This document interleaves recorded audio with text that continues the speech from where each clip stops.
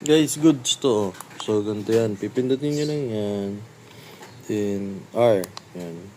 Para maging, kita nyo ba? Ito is kilogram per centimeter squared or square centimeter or dito naman PSI. Ito madalas gamit natin PSI. Tapos ito naman ay bar. So, tapos ito kilo atmospheric ata yan. Kilo pound per ano.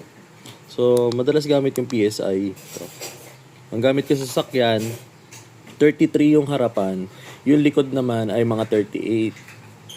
Pagka naman loaded naman, mga 42. Ganyan. Sa van yun, tsaka ano.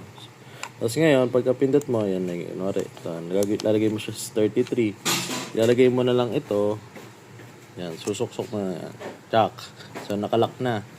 Ngayon, i-start mo na. Ito ang start niya. Tapos, iwan mo yan sa... Ayan, nagkakaroon ng leakage kapag nababasa na.